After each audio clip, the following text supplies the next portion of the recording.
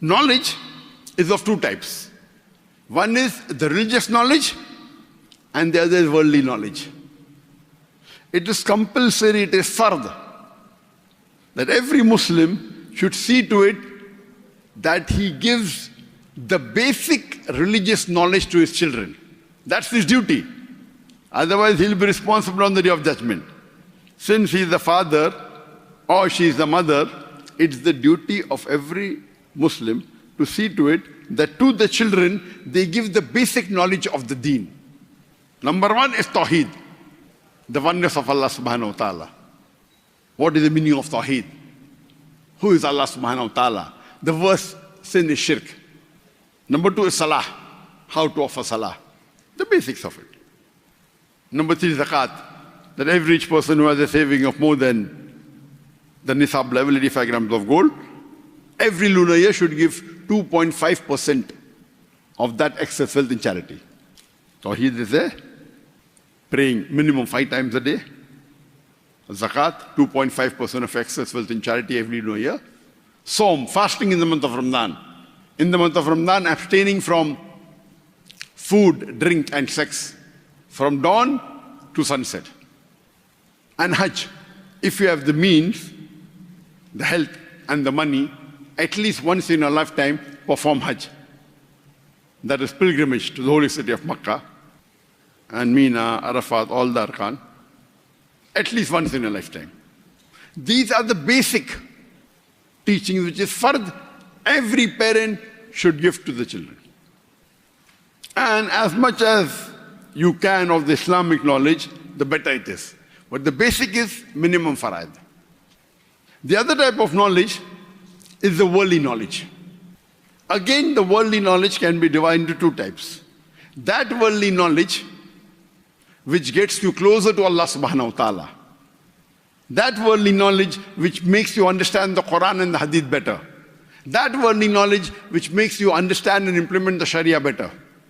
This type of knowledge, inshallah, will help you in this world and the Akhirah. But if you seek a worldly knowledge which does not get you closer to Allah subhanahu wa ta'ala, does not help you to understand the Quran better, does not help you to implement the Sharia better, this knowledge may or may not be useful in this world, but in the Akhirah it will be useless. And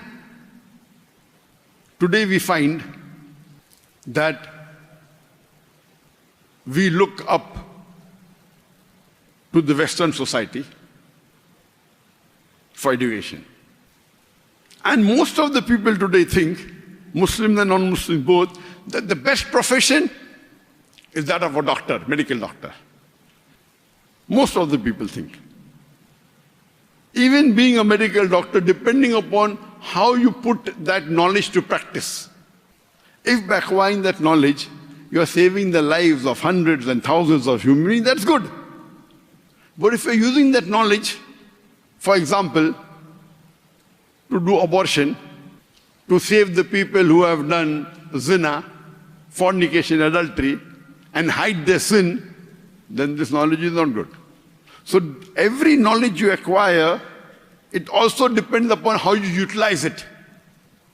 How do you implement it, for the good or for the bad? So knowledges can be used in two ways, for good things and for bad things. If you use for good things, it will be good for you. If not, it will have a negative impact on you. As I was saying, that most of the people are impressed by the Western knowledge. If we analyze, I do agree that the Western knowledge in terms of science and technology, it is improving.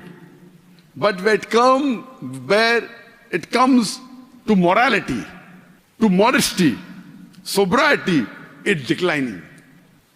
And when we read this Western education, when you take knowledge from the Western education, what will they tell you? They will tell you, and you find that not in Western country, it's even now coming to the Eastern country. It says, condomize yourself. That means when you're having sex, condomize. Means no problem, you can have illicit sex, You can have sex with a girlfriend, boyfriend, no problem, but condomize. Use condom. It doesn't say that zina is haram. It doesn't say that fornication is haram or adultery is haram. It shows you a way how to protect your haram.